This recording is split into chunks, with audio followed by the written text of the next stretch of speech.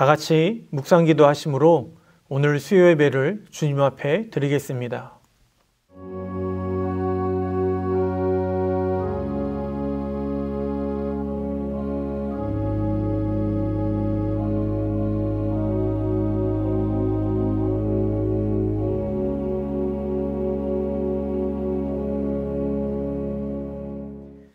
은혜의 하나님, 오늘도 복된 하루를 저희들에게 허락하여 주심에 감사를 드립니다.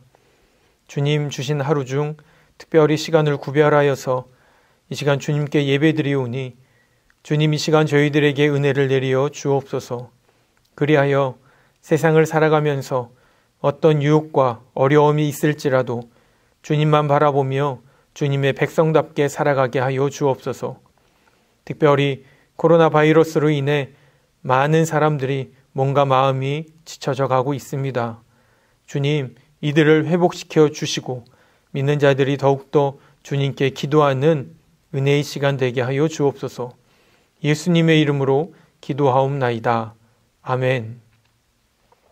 주님을 찬송합니다. 찬송가 412장 내 영혼의 극히 깊은 데서 찬송하시겠습니다.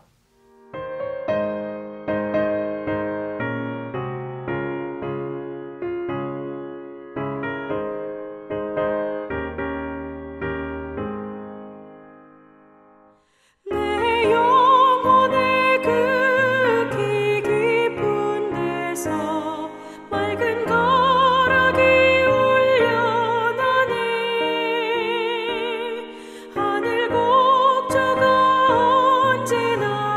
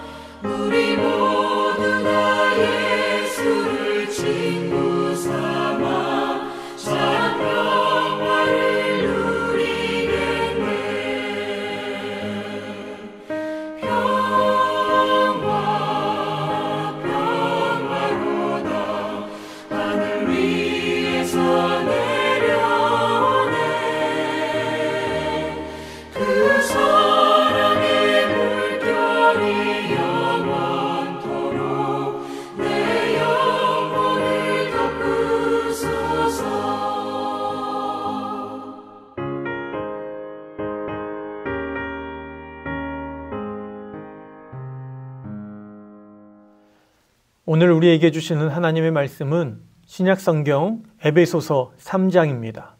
에베소서 3장 14절로 19절입니다. 이러므로 내가 하늘과 땅에 있는 각 족속에게 이름을 주신 아버지 앞에 무릎을 꿇고 비노니 그의 영광의 풍성함을 따라 그의 성령으로 말미암아 너희 속사람을 능력으로 강건하게 하시오며 믿음으로 말미암아 그리스도께서 너희 마음에 계시게 하시옵고 너희가 사랑 가운데 뿌리가 박히고 터가 굳어져서 능히 모든 성도와 함께 지식에 넘치는 그리스도의 사랑을 알고 그 너비와 길이와 높이와 깊이가 어떠함을 깨달아 하나님의 모든 충만하신 것으로 너희에게 충만하게 하시기를 구하노라. 아멘. 할렐루야. 오늘 이렇게 영상으로 예배를 드리는 모든 성도님들 주님의 이름으로 환영하고 축복합니다. 사도 바울은 에베소서 3장 1절로 13절 말씀에 자신이 하나님의 은혜로 이방인의 사도가 되었다라는 사실과 구속의 비밀을 이방인들에게 전하는 바울 자신의 소명과 사역, 그리고 이방인을 향한 복음이 얼마나 놀라운 것인지에 대한 설명을 하고 있습니다. 그리고 오늘 본문에 그 말씀의 근거에서 이방 성도인 에베소 교인들을 위해 기도하고 있습니다. 본문 14절 15절입니다. 이러므로 내가 하늘과 땅에 있는 각 족속에게 이름을 주신 아버지 앞에 무릎을 꿇고 비노니. 우리가 이 14절 15절 두 절의 말씀을 통해서 알 수 있는 것은 에베소 교인을 위한 이 기도를 사도 바울은 간절하게, 정말 간절하게 하고 있다라는 것입니다. 유대인들은 대체적으로 서서 기도를 합니다. 하지만 예외인 경우도 있었는데 아주 간절하게 기도할 경우에 무릎을 꿇고 기도를 하였다라는 것이죠. 그 예로 에스라가 바벨론에서 귀환한 이스라엘 백성들이 이방인들과 결혼하는 일을 회개할 때 무릎을 꿇고 기도하였습니다. 그리고 또 우리가 잘 알다시피 예수님께서도 십자가를 지시기 전날 겟세마네 동산에서 무릎을 꿇고 또 머리를 땅에 대고 기도하셨습니다. 따라서 바울이 무릎을 꿇었다라는 것, 무릎을 꿇고 기도하였다라는 것은 에베소 교인들을 위한 기도가 매우 간절했다라는 것을 알 수 있습니다. 에베소 교인을 위한 사도 바울의 간절한 기도의 제목 중에 제일 먼저 사도 바울이 구했던 것은 바로 이것입니다. 바로 속사람이 강건하게 하여 주옵소서. 속사람에 해당하는 헬라어는 에스오 안드로포스입니다. 이는 육체와 대조되는 것으로서 그리스도 안에서 성령으로 거듭난 자아를 이야기합니다. 그래서 독일 신학자인 보스는 이렇게 이야기합니다. 속사람은 하나님의 법을 즐기는 본질적인 인간을 가리킨다라고 말합니다. 또 영국의 신학자 브루스는 속사람은 믿음으로 그리스도인에게 연합된 사람들 속에 성령에 의해 내적으로 잉태된 새로운 창조다라고 말합니다. 다시 말해 우리가 예수님을 주님으로 고백하게 되는 그때 성령님께서 우리 안에 속사람을 창조하시는 것입니다. 그리스도 안에서 우리로 하여금 새로운 피조물이 되게 하시는 것이고 죄로 인해 파괴되었던 하나님의 형상이 우리 안에 다시 한번 회복되게 하는 것입니다. 그래서 에베소서 4장 24절에 하나님을 따라 의와 진리의 거룩함으로 지으심을 받은 새 사람을 입으라 라고 말씀하시는 것입니다. 그러기에 속사람은 예수님을 믿는 사람들에게만 나타납니다. 우리가 예수님을 구주로 고백하고 인정할 때 성령 하나님께서 우리 안에 속사람을 창조하시는 것이고 새롭게 하시는 것입니다. 우리가 예수님을 믿음으로써 성령의 역사로 우리 안에 깨어졌던 하나님의 형상이 회복되고 또 그리스도 예수 안에서 새로운 피조물이 되는 것이기에 예수님을 구주로 인정한 사람만이 속사람을 가지고 있을 수 있습니다. 그런 속사람의 특징이 있는데 그것은 바로 한 번에 완벽하게 또 완성되지 않는다라는 것입니다. 고린도후서 4장 16절입니다. 그러므로 우리가 낙심하지 아니하노니 우리의 겉사람은 낡아지나 우리의 속사람은 날로 새로워지는도다. 우리의 속사람은 시간이 지나면서 날마다 강건해지고 날마다 새로워진다고 성경은 말씀하고 있습니다. 그렇다면 왜 바울은 에베소 교인을 위해 간절히 기도하면서 그 첫 번째로 속사람이 강건해지기를 위해 기도하는 것일까? 속사람이 강건해지면 우리의 삶에는 놀라운 일들이 일어나기 때문에 그렇습니다. 히브리서 11장 38절에서 말씀하신 것처럼 세상이 감당할 수 없는, 감당하지 못하는 바로 믿음의 삶을 살 수 있기 때문에 그렇습니다.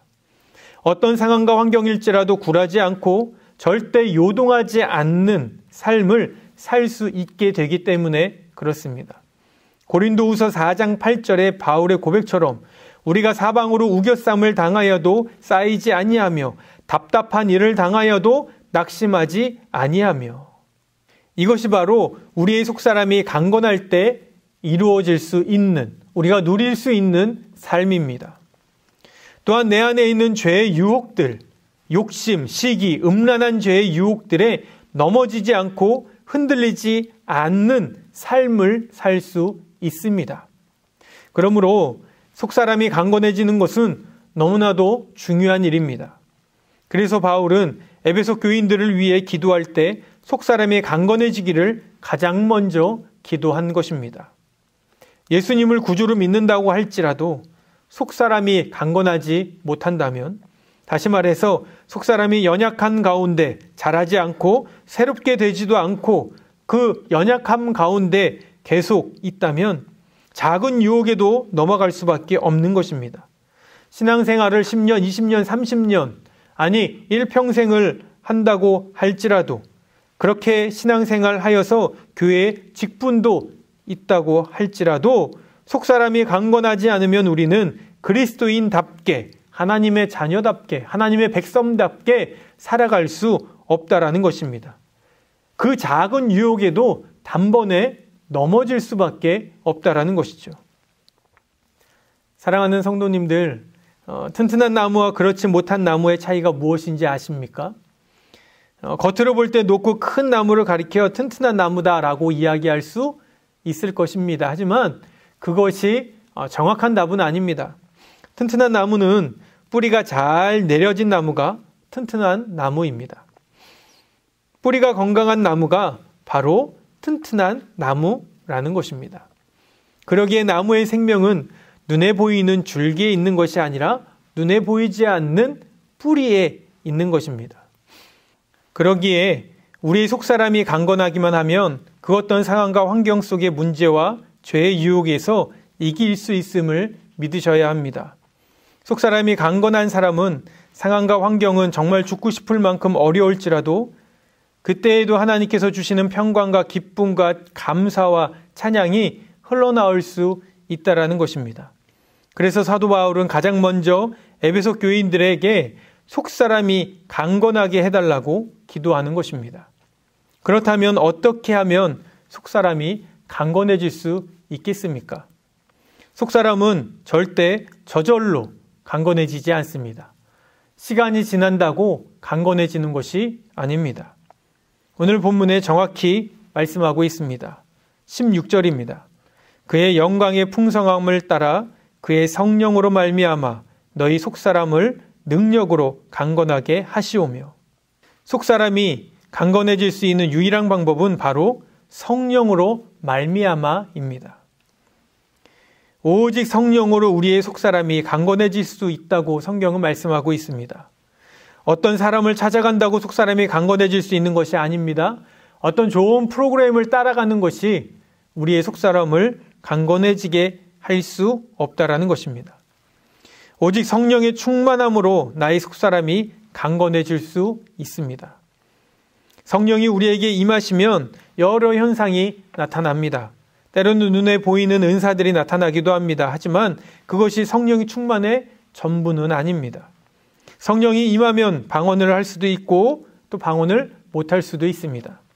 성령이 임하시면 어떤 현상이 일어날 수도 있고 그 형상이 일어나지 않을 수도 있습니다. 그런데 성령님이 임하시면 반드시 나타나는 특징이 있는데 그것은 갈라디아서 5장에서 성령의 열매로 말씀하고 있습니다. 사과나무에서 사과가 열리는 것은 기적이 아닙니다. 또 포도나무에서 포도가 열리는 것은 기적이 아닙니다. 이것은 지극히 자연스러운 것입니다. 그러기에 성령의 충만함이 임하면 우리 가운데 나타나는 것이 있는데 그것을 성경은 성령의 열매라고 말씀하고 있습니다. 성령의 열매는 사랑, 희락, 화평, 오래 참음, 자비, 양선, 충성, 온유, 절제 이렇게 9가지 열매입니다. 메시지 성경에서는 갈라디아서 5장 22절에서 23절을 이렇게 말씀합니다. 우리가 하나님의 방법대로 살면 어떤 일이 일어날까요?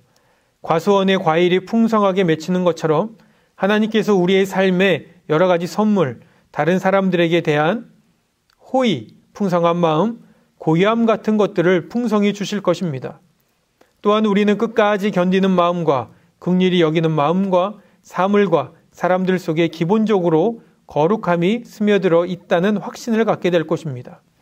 우리는 충성스럽게 헌신하고 우리가 살아가는 방식을 강요하지 않으며 우리의 에너지를 슬기롭게 모으고 관리할 수 있을 것입니다.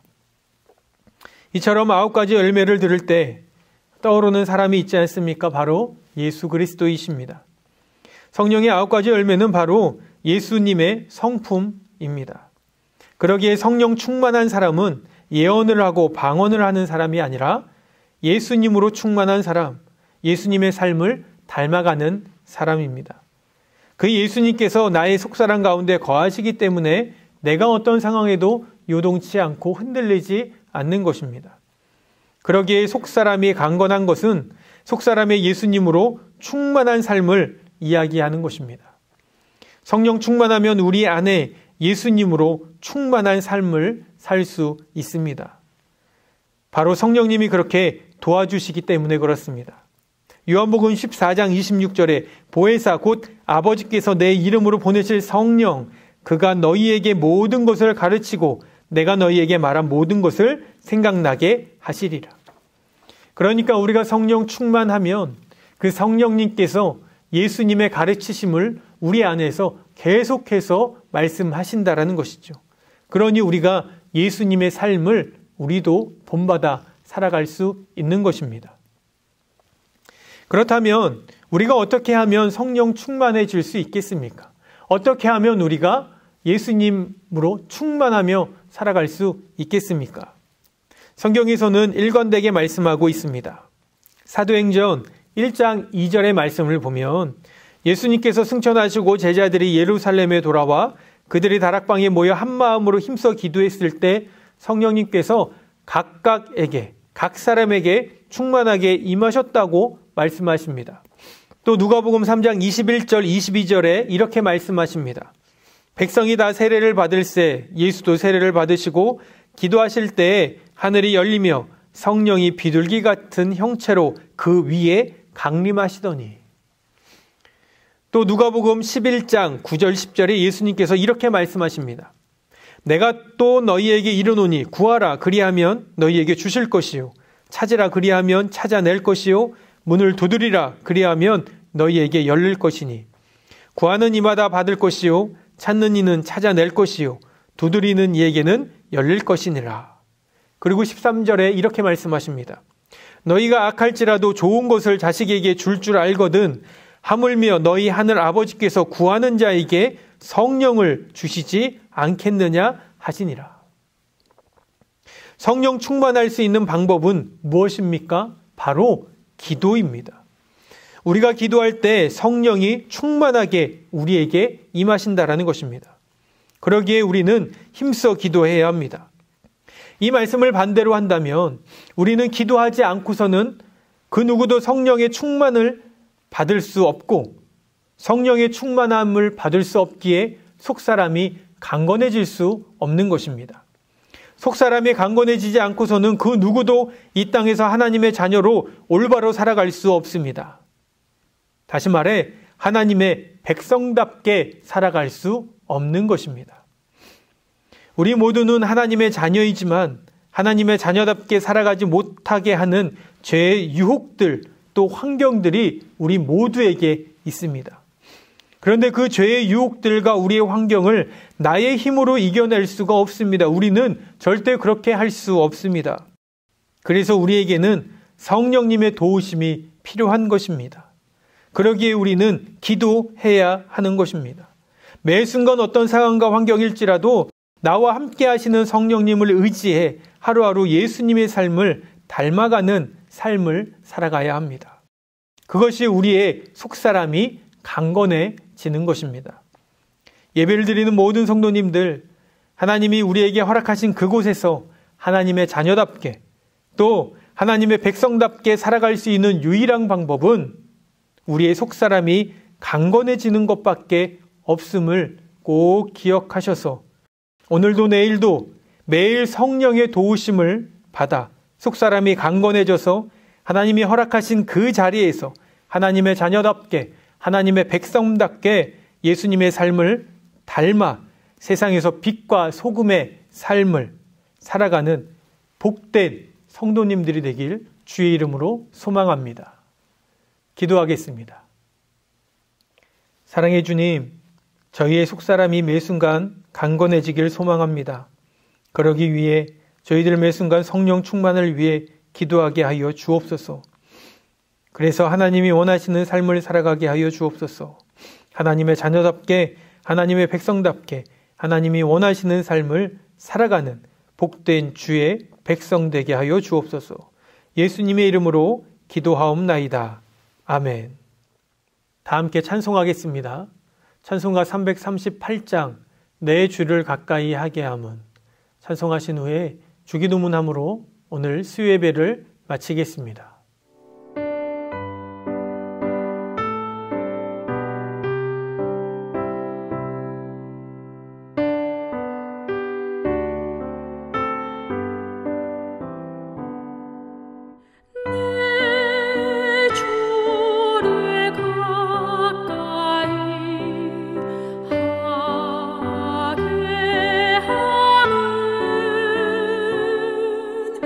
십자가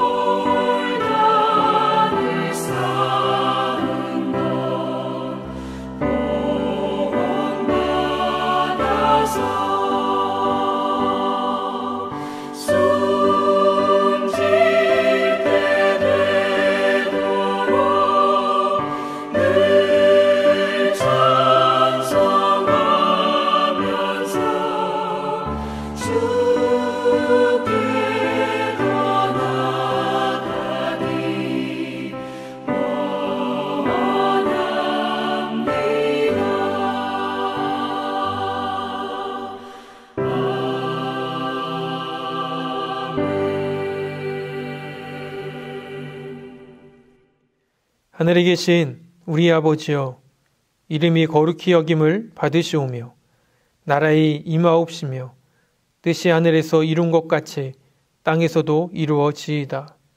오늘날 우리에게 일용할 양식을 주옵시고 우리가 우리에게 죄 지은 자를 사하여 준 것 같이 우리 죄를 사하여 주옵시고 우리를 시험에 들게 하지 마옵시고 다만 악에서 구하옵소서. 나라와 권세와 영광이 아버지께 영원히 있사옵나이다. 아멘.